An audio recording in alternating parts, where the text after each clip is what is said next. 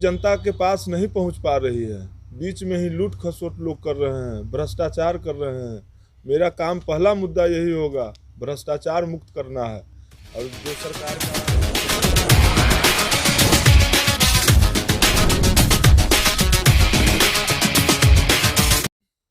परिचय दीजिएगा अपना। मैं संतोष कुमार सिंह, मुखिया प्रत्याशी, रामनगर करारी कछार अथमल गोला, क्रम संख्या 8, चिमनी छाप। क्या यह पहली बार चुनाव लड़ रहे हैं या इसके पहले भी लड़े? जी नहीं, पहली बार नया प्रत्याशी हूँ।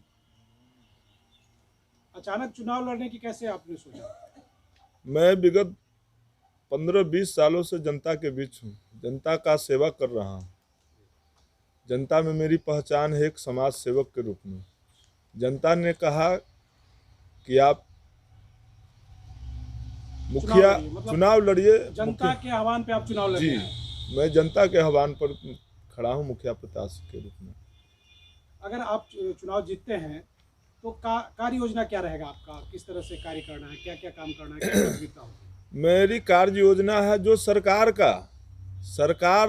का जो भी कार्य योजना है वो जनता तक पहुंचाना, जो कि जनता के पास नहीं पहुंच पा रही है।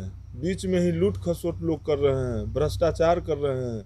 मेरा काम पहला मुद्दा यही होगा, भ्रष्टाचार मुक्त करना है। और जो सरकार का जो भी कार्य है वो सीधे जनता तक पहुंचाना। तो आप कैसे भ्रष्टाचार को कैसे रोकेंगे? आप भ्रष्टाचार में बहुत सारे पदाधिकारी भी लिप्त होते हैं, तो उस पर कैसे अंकुश लगाएंगे आप?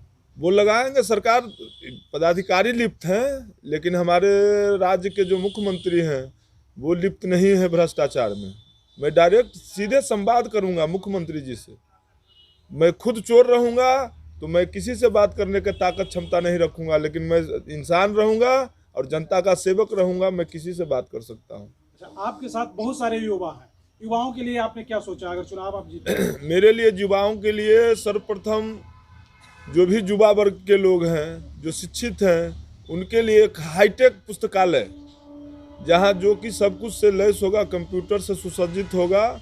और हमारे बहुत सारे नवयुवक जो आज के दौर में मारे फिर रहे हैं, सुबह सुबह वो लोग करते हैं क्या, क्यूज करते हैं।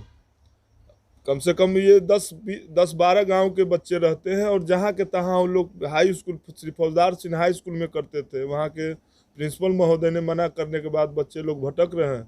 उनके लिए सर्वप्रथम मेरा यही रहेगा कि मैं उनके लिए एक पुस्तकालय बनाऊं कि जहां वो लोग रहकर अपना क्यूज प्रत्याशी कर सकते हैं। महिलाओं के लिए क्या है, जो ग्रामीण महिलाएं हैं जी, उसके लिए क्या कोई कार्य योजना आपकी तरफ से रहेगा? जी, महिलाओं के लिए तो सरकार के तरफ से जो भी चल रहा है कार्य योजना, जो वो उन तक महिलाओं तक नहीं पहुंच पा रही है, ऐसे ऐसे कार्य योजना है। मेरा सर्वप्रथम काम होगा कि वो सारे कार्य योजना को मैं महिलाओं तक पहुंचाऊं और मैं उनको मेरे सारा काम कार्यान्वित करवाऊं कामों को।